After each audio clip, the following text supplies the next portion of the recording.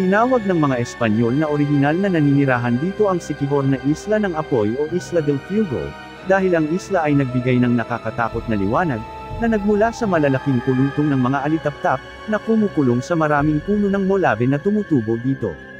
Ang black magic ay isang sikat na kasanayan, para sa karamihan ng mga tao sa isla, kung saan marami sa kanila ang ipinagmamalaki, ang kanilang mystical powers. Bagaman nagsisimula itong magbago, habang ang reputasyon ng isla para sa mga espiritual na manggagamot, ay patuloy na lumalaki. Ang isla ay walang anumang mga bayan na maituturing na napakalaki, ng mga pamantayang Pilipino. Ang mga daungang bayan ng Siquijor, at Lorena ang pinakamalaki, malamang dahil sa pagiging mga lugar ng koneksyon, sa iba pang mga isla.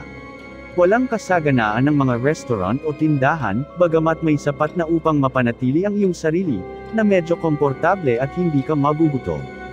Kilala ang Siquijor sa mga mahiwaga, at mistiko nitong kwentong nakapalibot sa isla. Mayroong daan-daang mga shaman o manggagamot, na naninirahan sa isla, na kung saan ay nakakuha ng higit na atensyon. Ngunit higit pa riyan, sikat din ito sa maraming malinis na mga dalampasigan, magagandang talon, at makasaysayang lugar. Kilala ang isla dahil sa mahuhusay na mga manggagamot dito. Ito ay isang kasanayan na itinayo bago pa man dumating ang mga Kastila sa ating bansa, hanggang sa umunlad at naisama ang ilang simbolismong Katoliko, sa mga bahagi ng mga seremonya. Bagamat malawak na hindi kilala sa ibang bahagi ng mundo, alam ng karamihan sa mga Pilipino, ang mga manggagamot na matatagpuan dito. Marami ang medyo natatakot dito, sa nakikita bilang isang uri ng black magic, bagaman, nitong mga nakaraang taon, ito ay naging mas malawak na tinatanggap na ng maraming tao. Ito ay dahil sa love potions na ginawa sa Siquijor, ng mga manggagamot. Nang malaman na may mga love potion sa lugar na ito, maraming lokal na turista ang nagsidating dito upang magkaroon ng magic potion na ito. Kapag bumisita sa mga manggagamot, subukang gawin ito, kasama ang isang espesyal na sinanay na gabay, na makapagtuturo sa iyo ng wastong kagandahang asal, at magdadala ng mas malalim na pag-unawa sa mga gawin ng mga ninuno na iyong sinasalihan. Makakakuha ka ng mas mayamang karanasan, na kahit na wala ka. Kung naniniwala ka sa magic, maaari mong ma-appreciate, kung bakit ito mahalaga sa mga lokal na nakatira dito. Marami sa mga ganitong uri ng kagawian, ang nawawala sa mundo, pagkatapos na narito sa daan-daan, kung hindi libu-libong henerasyon, at sa bawat isa ay nawala, o binago ng mahigpit para sa turismo, nawawalan din tayo ng isang piraso ng ating kasaysayan.